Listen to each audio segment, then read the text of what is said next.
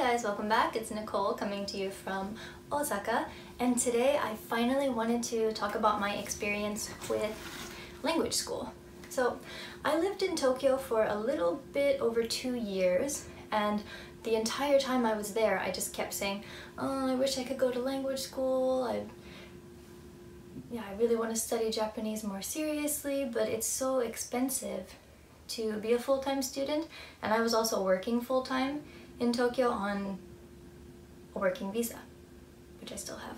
And of course it's possible to be a full-time student and work full-time, but it's difficult and expensive. So when I moved to Osaka and started living with my boyfriend, I thought, because we are splitting the expenses, that I might have some extra money to put aside for language school. So that was my plan. So the first place that I reached out to was Gogo Nihon, and you've probably heard of it before because every single YouTuber talks about Gogo Nihon, and it's kind of like how every single YouTuber in Tokyo goes to the same hair salon, like whatever.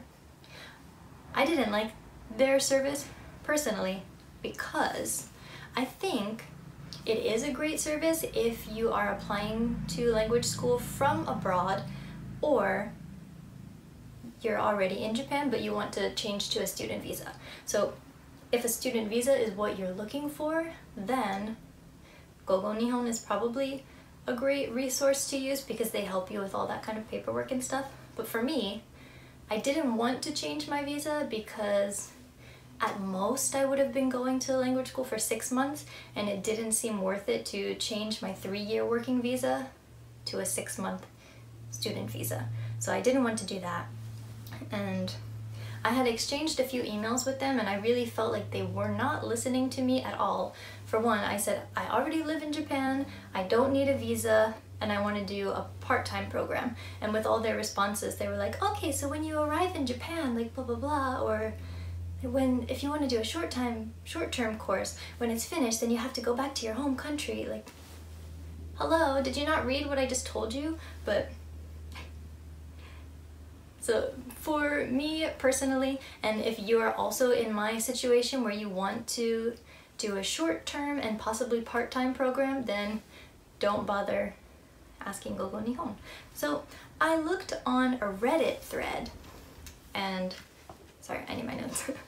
So after reading through this Reddit thread, I became interested in a school called Human Academy because they are one of the cheaper schools. For one, they have campuses in Tokyo, Osaka, and Fukuoka, and maybe another place too. So those were some pluses. But the best part about Human Academy is that they have a part-time language school program for working people that allows you to go to class between 2 and 5 days a week. And with that one, you can pay monthly. And because that was something else that I was very concerned about, like there was no way I'd be able to afford paying a lump sum of 3 to 6 months of tuition. So the fact that Human Academy allows you to join this monthly program between 2 and 5 days a week, that just sounded perfect for me. So as soon as I got to Osaka, I set up a trial lesson, or a taiken, and I really loved it. And oh, you also take a placement test at any language school that you're going to, because I know some people are concerned about if they're not at the very beginner stage, is it a waste of money to join a language school? And in that case, you just take a placement test and they'll put you wherever. So initially they put me in intermediate, and then I got bumped up a little bit as time went on at the school. But when I went for the taiken, I just sat in the class. After taking the placement test, I sat in the class for about an hour and a half, and I loved it so much because it was exactly what I had been waiting for 2 years, and the classmates were immediately welcoming, so I just felt like, oh my gosh, I have to join. So then the very next day I was in the class, and Human Academy and any other language school that you go to, they're going to have something called an application fee, which is probably around 3만 yen or like $300, depending on the school. And I was very, very lucky because one of my friends in Tokyo works at the Human Academy Tokyo campus. So I was able to waive the application fee. So the only thing I had to pay for was the tuition and the textbooks. They also have programs for full-time students who will be on a student visa, whether it be for 6 months or up to 2 years, I think. They offer that, but because I wasn't interested in that, I have no idea about their pricing for full-time courses. I just know part-time. So if you go, I was going 3 days a week. So you pay monthly, and after the tax increased in Japan, it went to 33,000 yen every month. So roughly $330 a month. But each class is 3 hours. So the morning class is from 9:15 until 12:30, which allows you to work in the afternoon and the evening. So that was perfect for me. So if you go twice a week, I think it's around maybe 2만 2천, and then it would increase accordingly as you go up to 3, 4, 5 days a week. So, and their afternoon class is from 1:15 to 4:30, I think, but I only ever did the morning, so that's what I know best.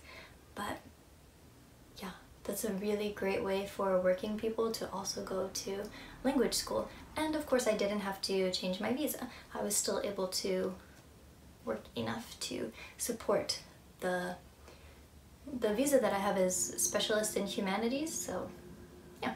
I was still able to do some eikaiwa work and like preschool stuff too on that visa, so everything worked out. So when I joined Human Academy's program, I started in Intermediate 1, which was kind of like N3 level with a mix of N2 in there, and initially I loved it so much. I loved the dynamic of the class, I loved all the teachers that I had, and because I joined at a weird time, it was mid-May, and usually for language schools they have terms from April, July, October, January. So I joined in the middle of the spring term, and between spring and summer there was a little bit of a vacation, so the first 2 months that I spent at language school, it was between mid-May and the end of July. Yeah, and at that point I really loved language school, but I didn't have enough money to keep going, so I took a break for 2 months so I could work more, and then by October I was back in the program. So when I rejoined in October, there was no application fee for that because I had already been a student before. So when I joined in October, they placed me in the advanced class, which was N1 level, which no, I'm not there.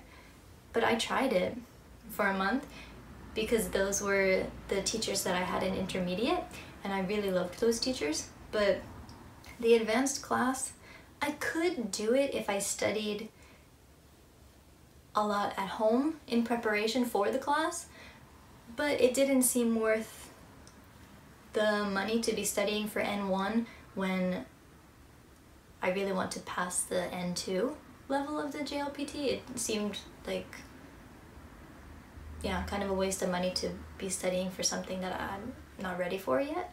So I bumped down to Intermediate 2, but in that class, I liked my classmates, but the dynamic was totally different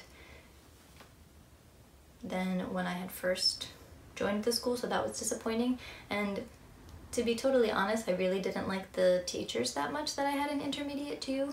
So I imagine that it's hit or miss anywhere that you go, at any language school.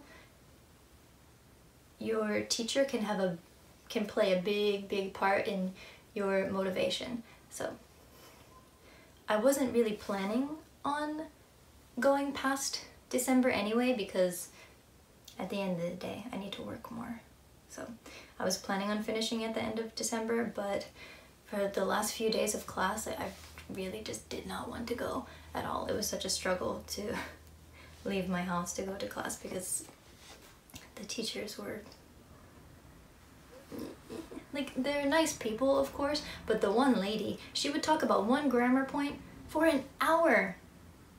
How can you do that? And then one of the other teachers, she would always give out us writing assignments and say that we're preparing for a debate or preparing for a speech, and then we would have like 5 minutes at the end of the class for this discussion. So she's like giving out so many prompts for presentations and debates that never actually happened. So yeah, I didn't want to go to her class either. Okay, so all in all, I spent 4 months at Human Academy. So you may be wondering, how is my level now? And I wouldn't say that I've magically become fluent in Japanese, but I have noticed that my confidence in speaking has improved a lot, and also my willingness to make mistakes. I'm the type of person that overthinks every single thing that I say, even in English, but especially in Japanese, because I don't want to make a mistake. I don't want somebody to think that I'm stupid.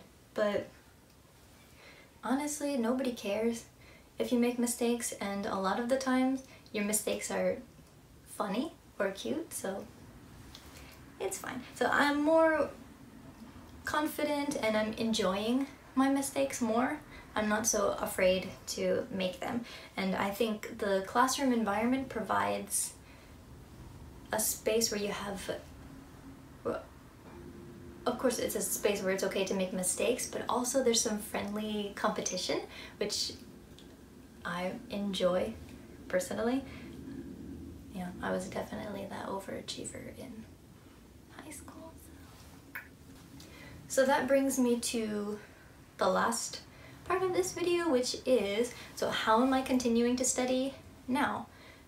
So I took the N2 test this month in the beginning of December, but honestly I don't think I'm gonna pass it this time again. So I really want to crack down on JLPT study, like actually follow through with my study plan, because I always make a really great plan and then my motivation just dies slowly.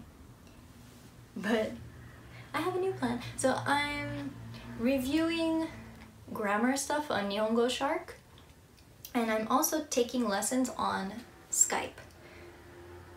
So I might actually ask that teacher if I can introduce her on YouTube, because I think she's really great. And she's also from Kobe, so we're focusing more on conversation rather than JLPT, because I'll just do the JLPT stuff on my own.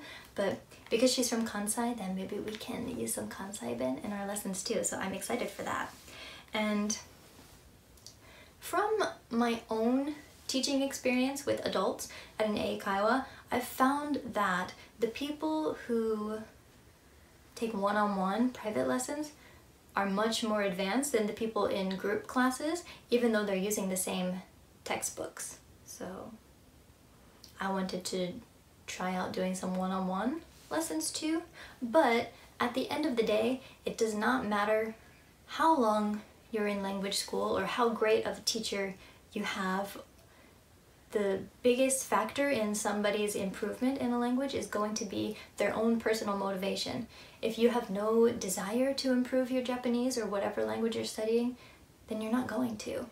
But if you have motivation to get better and you keep exposing yourself to level appropriate Japanese, then you're going to improve.